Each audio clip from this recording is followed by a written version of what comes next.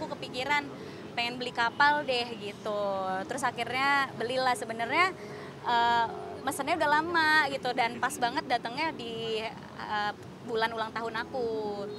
Terus akhirnya karena aku juga nggak pakai kapalnya tiap hari ya, karena aku sibuk juga ngantor dan segala macem, akhirnya kepikiran bikin perusahaan kapal aja deh gitu. Jadinya bikin perusahaan kapal sama beberapa partner yang ada di balik perusahaan aku, namanya Salayayat, jadi perusahaannya gitu. Dan kita lagi beli dua kapal lagi, sebenarnya aku lagi beli dua kapal lagi karena nanti kapalnya itu mau ditaruh di titik-titik lain selain Jakarta gitu. Jadi kalau aku liburan di mana ada gitu.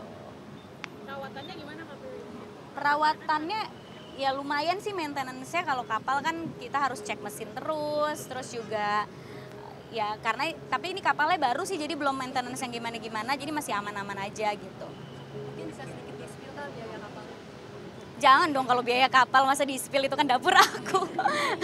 Tapi sampai akhirnya bikin perusahaan gitu, kapal kenapa nggak cuma beli kapalnya sampai akhirnya bikin perusahaan itu kenapa sih? Karena kalau beli kapalnya doang, cuma buat aku tuh nggak pakai setiap hari. Jadi justru sayang gitu, cuma didiemin di parkiran doang gitu. Jadi ya kenapa enggak jadi opportunity bisnis baru gitu. Kan aku juga suka berbisnis ya. Dan menjalankan bisnis yang aku suka dan sesuai sama hobi aku tuh menyenangkan gitu. Jadinya ya udah deh bikin perusahaan kapal, jadi bisa punya kapal-kapal lainnya dan bisa disewa-sewain, bisa disebar juga di beberapa titik destinasi wisata gitu. Emang takut nggak kuat kah buat maintenance-nya atau mungkin seperti apa sih? Ya kan kalau bisnis itu ada perhitungannya semua ya. Jadi emang udah diperhitungkan, oh kapal yang ini maintenance-nya kayak gini.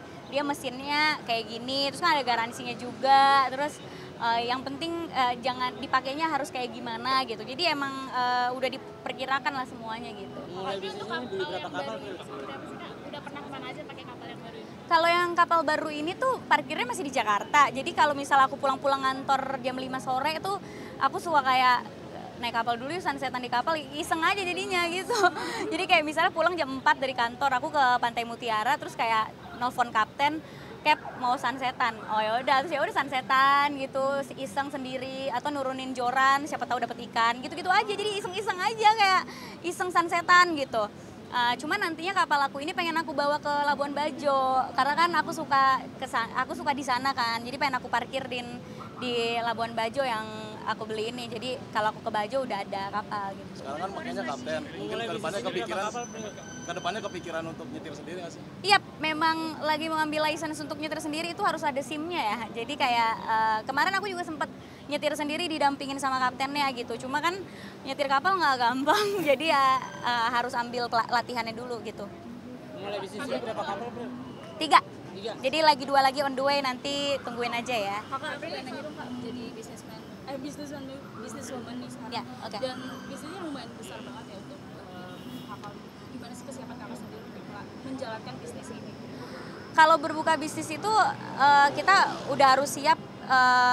Ya maksudnya kalau buka bisnis tuh mentalnya nggak bisa untuk untung cepat gitu ya. Apalagi ini bisnis yang long term ya, perkapalan. Terus bisnis model juga beda sama bisnis lain. Jadi ya harus komit sama segala macam kondisi dan tantangan ke depannya. Apalagi berhubungan sama alam, laut ya, arus apa segala macam tuh nggak bisa dibaca. Jadi ya harus siap aja sih, tapi kalau suka bisa dijalanin. April ini terakhir soal remote Itu nggak boleh. Apa? Terakhir ya. Ya.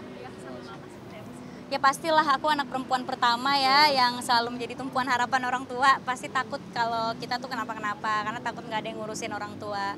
Ya emang aku tipenya caretaker ya, sebagai anak pertama selalu ngurusin keluarga, ngurusin orang gitu. Jadi pasti takut kalau kenapa-kenapa siapa nih yang ngurus orang tua gitu. Bisa dibilang tulang punggung keluarga gitu. Tulang punggung keluarga sih nggak juga, karena papa mamaku masih produktif bekerja. Cuma jadi yang paling diandalkan kali ya, anak pertama yang selalu diandalkan gitu. Kalau ada apa-apa pasti nelfonnya aku gitu. Orang tua Nggak boleh. buat pasangan sendiri udah ada target dari orang tua nggak sih ya? Terima kasih.